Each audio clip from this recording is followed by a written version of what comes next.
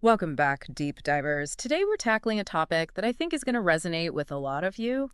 Historical battles on the big screen. Oh, yeah. Big, epic battles. Yeah. You know, those scenes, clashing swords, the huge charge. I mean, the spectacle is just amazing. Right. But how much of what we see is actually, real and how much is Hollywood magic? Hmm.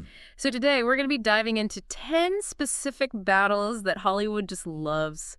We'll be looking at how the movie versions stack up against, what really went down. It's a really interesting dynamic, Yeah. It's like this tension between historical accuracy Yeah. and just making a good story, Yeah. making it fun to watch. Yeah. And sometimes those two things, they really clash. Right. So let's jump right in. Okay. First up is 300.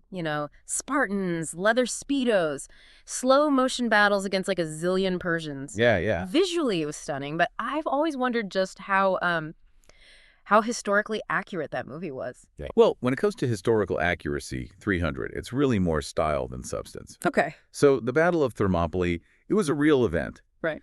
But the movie really takes a lot of liberties. Like, it portrays the battle as this glorious last stand, right? Yeah. 300 Spartans against just endless hordes of enemies. Right. But in reality, the Spartan force, they were only part of a much larger Greek army. Hmm. And the battle was a calculated delaying tactic. Okay. They were buying time, for the Greeks to, get their defenses ready. Wait, so there were actually way more than just 300 Spartans at Thermopylae. Oh, yeah, definitely. Thousands more Greeks. And the movie also really kind of Yeah. reduces the Persian Empire to this caricature. You have these, savage hordes instead of, this complex civilization that they actually were. Right. So it's a good example of how Hollywood, they can perpetuate these misconceptions in the name of entertainment. So if we strip away those six-pack abs and the slow motion, what's the real significance of Thermopylae? Why should people even care about what actually happened there? Well, Thermopylae was a turning point in the Greco-Persian Wars. Okay. What the Greeks did, the Spartans included, allowed the rest of Greece to get ready and actually push back the invasion. Okay. It shows, the power of strategy and courage. Yeah. And also, even when Hollywood gets things wrong, it can still introduce us to these big historical moments we might not have known about. Yeah, I never would have known anything about Thermopylae if it wasn't for that movie, so. Right. Okay, so 300 is a great example of a movie that's visually awesome but doesn't stick to the facts. Now let's talk about Braveheart. Freedom fighters, epic battles, Mel Gibson in a kilt. Yeah. How does it hold up historically? Braveheart is a really classic case of romanticizing history. Especially when it comes to national heroes. Uh-huh. William Wallace, he was definitely an important figure in Scotland's fight for independence. Yeah. But the movie really plays with the facts. I'm guessing the blue face paint probably wasn't real. Oh, yeah. That's pure Hollywood right there. Okay. But maybe the biggest inaccuracy is that battle on Stirling Bridge. The movie, it shows this huge open field. No bridge anywhere. But really, the bridge was essential to that battle. Hold on. So the Battle of Stirling Bridge didn't happen on a bridge. Yeah, it's kind of funny, right? It was actually this amazing example of strategy. Wallace used the narrow bridge to his advantage. The English were funneled into a choke point. Gotcha. Their numbers, worked against them. The movie completely misses that. Wow. And there's another thing. The movie makes Wallace out to be this simple peasant fighting for freedom. Right. He was actually a nobleman with military training. So visually, Braveheart is great, but it really kind of reinforces this myth about Wallace. So they took a really smart victory and just made it this generic battle scene. Kind of a bummer. Okay, next up is a battle that's really known for courage and sacrifice, the Alamo. Yeah? We've all heard the stories, but how much of what we see in movies lines up with reality? The Alamo is the perfect example of how a historical event can become a myth over time. Yeah. And Hollywood plays a part in that. Okay, so there's more to it than just remember the Alamo. Yeah. I mean, the Alamo defenders were brave. Right. But the movies tend to oversimplify things. Okay. Good versus evil. What do you think Hollywood kind of leaves out? Well, the motivations of those who fought at the Alamo were more complicated than what you usually see on screen. Okay. Some were fighting for Texas, for independence. Right. But others, they were there for the promise of land, of money. Interesting. It was part of this larger fight for control and resources. Sounds like there were a lot more gray areas than the movies usually show. Definitely. And another thing is, Hollywood often downplays the Mexican side of the story. Yeah. In movies, they're just the villains. They had a vision of their own, and they'd suffer heavy losses. But movies often kind of skip over that part. It's a good reminder that history is rarely just good versus bad. There are always different sides. Okay, let's switch gears a bit. What about Troy? Gods, monsters, Brad Pitt. Oh, yeah. Epic battles. But how much of that is based on, actual history? Troy is a good example of mixing history and myth. You get an amazing spectacle. Now, there may be some truth to the legend of the Trojan War, Okay. but the Iliad, Homer's poem, Yeah. it's fiction. Right, right. It mixes real and fantasy, and the movie, it takes even more liberties. Okay. It's all about the visuals and the drama, not historical or mythological accuracy. So should we even bother trying to sort out the fact from fiction with a movie like Troy? It's always good to know the difference between history and myth. Yeah. But that doesn't mean you can't enjoy the movie. Troy, it's a big epic. It gets you thinking about war, heroism, all that. Okay. So Troy gets a pass because it's based on myth. But what about Pearl Harbor? It's dealing with a real event, a very important one in American history. How did Hollywood handle this one? Pearl Harbor is a classic example of Hollywood using history as the setting for a love story. Right. It tries to recreate what happened on December 7th, 1941, Right. but there's a lot of Hollywood drama. Yeah. When I walked out of the theater, I was like, was that a war movie or a romance? Yeah, I know, right? It felt like the love story was more important than the actual history. Yeah. And it really minimizes what happened, how devastating it was. Absolutely. And it doesn't really show the Japanese perspective. Right. They're just bad guys. You don't understand why they did what they did. Okay. It's cases where the filmmakers seemed more interested in making you cry than really telling you what happened.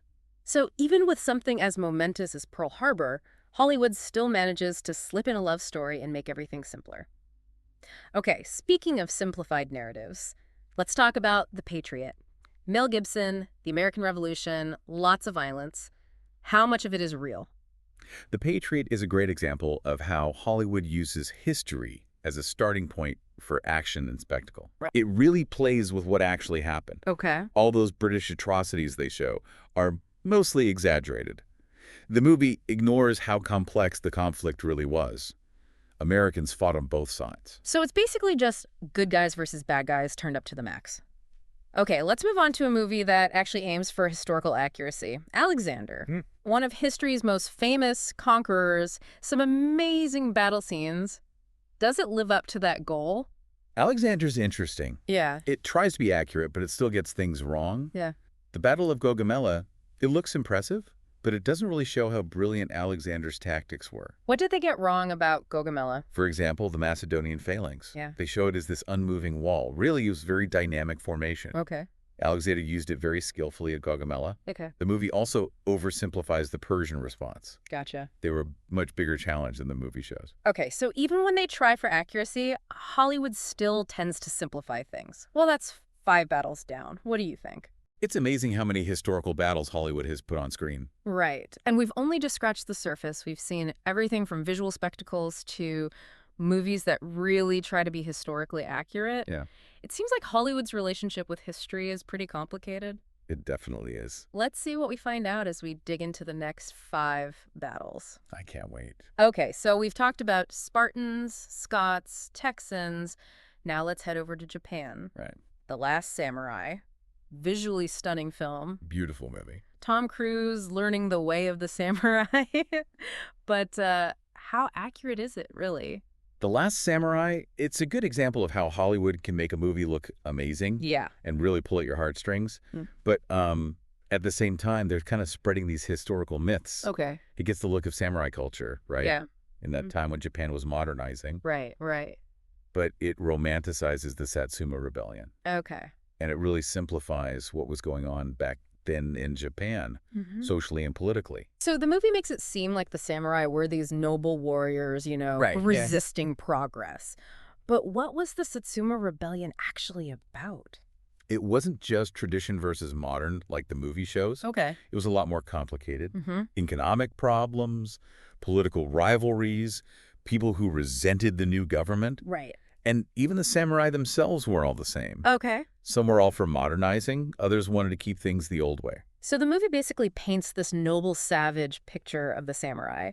It's interesting how Hollywood likes these simple good versus evil stories, even with complex events. Yeah, definitely. We see that a lot in historical movies. Hmm. And with The Last Samurai, it kind of hides the truth about the rebellion and how Japan modernized. Hmm. It reminds us that a movie can be beautiful and make you feel things, Yeah, but you still got to remember the real history and how it might be twisted. absolutely.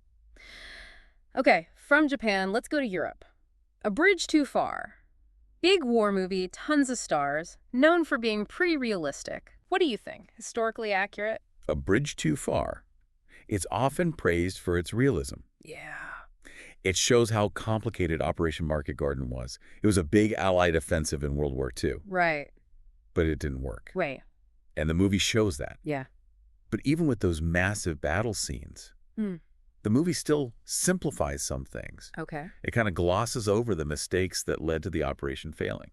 I remember that movie really captured how chaotic the fighting was. Was Operation Market Garden really that messy? Well, the movie does a good job of showing the intensity of battle, Yeah. but it focuses a lot on individual acts of heroism Mm-hmm. and the drama. Yeah. So you miss some of the bigger picture. Operation Market Garden involved a lot of different forces from different countries, Yeah. airborne troops, ground troops. The movie simplifies all the problems they faced. Gotcha. So it shows the limits of individual heroism, but doesn't tell the whole story. Okay, speaking of moral gray areas, let's talk about Kingdom of Heaven. It's about the Crusades, which are often portrayed in a very romanticized way. What do you think about how this film approaches history? Kingdom of Heaven. It tries to show the Crusades as this complicated thing. Okay. Not just good guys and bad guys. You see things from both sides, Uh-huh. Christian and Muslim. It shows the culture clashes, the political maneuvering. Yeah. But even with that, it still simplifies some things. Mm-hmm. Changes characters, plays with the timeline. What about Balian of Ibelin, the main guy? Yeah. He seems like a really interesting character caught between these two worlds. Was he real? Yeah, Bellion was real, Okay.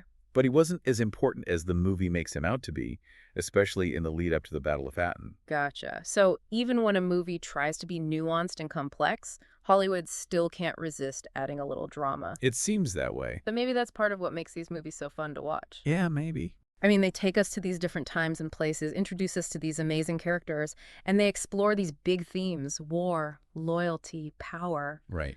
It's important to know the history and to see how the filmmakers might be twisting it. Absolutely. We can still enjoy these films. Definitely. They can spark our imagination, make us want to learn more. Okay, now, our last film takes us back to the American Revolution with The Patriot, a movie that has definitely sparked some debate. We've already talked about some of the historical inaccuracies, but what makes this film particularly interesting? Well, The Patriot shows how tricky it is to balance historical accuracy with what makes a movie good, especially with something as emotional as the American Revolution. Yeah. The movie captures that feeling of rebellion, the sacrifices people made for independence, Mm-hmm. but it does it in a very romanticized way. I remember that scene where Mel Gibson takes down a whole bunch of redcoats with his tomahawk. Oh, yeah. Visually, it's amazing, but it feels more like an action movie than a historical drama. Exactly. Mhm. The movie takes these historical elements and mixes them with Hollywood action. Right. You get a really exciting movie, but you lose some of the historical truth. So it's like choosing between being true to history and making a movie that people want to watch. Right. But does a movie like The Patriot actually do more harm than good? That's a tough question. Yeah. I mean, on the one hand, a movie like that, with all its simplified story and over-the-top violence, it could reinforce some myths about the American Revolution. Right. And it definitely demonizes the British, which isn't really fair. On the other hand, it might make people interested in the revolution. Yeah. Maybe it'll get them to read about it, to learn more about what really happened. So we have to remember that historical movies aren't always telling the whole truth. Definitely. It's up to us to do our own research, to learn from other sources, and to get a more balanced view of history. Absolutely. That's what makes discussions like this so important. We can talk about how Hollywood portrays history and become more informed viewers. We can appreciate the movies while also understanding their limitations. So as we wrap up this section on historical battle movies, what are some things we can take away? What have we learned about this relationship between Hollywood and history? We've seen how Hollywood tries to balance entertainment and historical accuracy. Yeah. We've learned how they simplify stories, make events seem more romantic, and create bigger-than-life characters. And we've seen how even movies that try to be accurate can get things wrong. Right. So what should we do? I mean, it seems like a mixed bag. It is, but I think the most important thing is to be aware. You know, when you watch a historical movie, you can't take everything at face value. Right. You have to be a critical viewer. You have to question what you're seeing, look for other sources, and form your own opinions. It's like we need to be active participants in learning about history. Exactly. History isn't something that's just set in stone. It's something we're constantly learning about and debating. And by talking about it, by researching, by looking at things from different angles, we get a better understanding of the past. Now, before we move on, I want to bring up one more thing. We've talked about how Hollywood can distort history to make a good movie.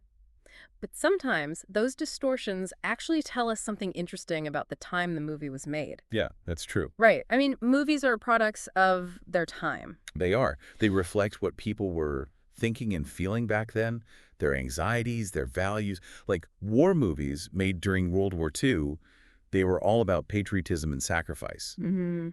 But then movies made during Vietnam, they were much more critical, more questioning. So watching a historical movie isn't just about learning facts. It's about understanding how people in the past viewed history. Exactly. And that helps us understand how different interpretations of history have evolved over time. I like that.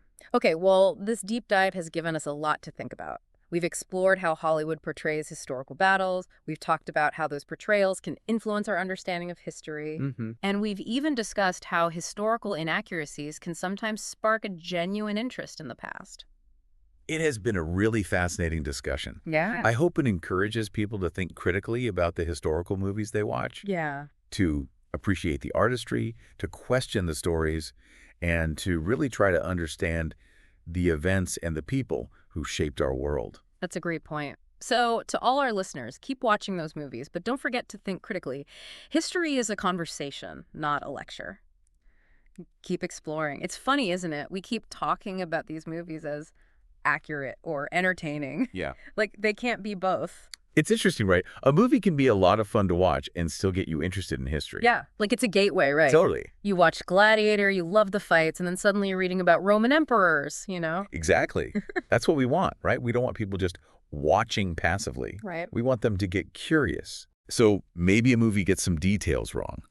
But if it makes you want to pick up a book, go to a museum, or even just have a conversation about history, that's a win. Yeah, I agree.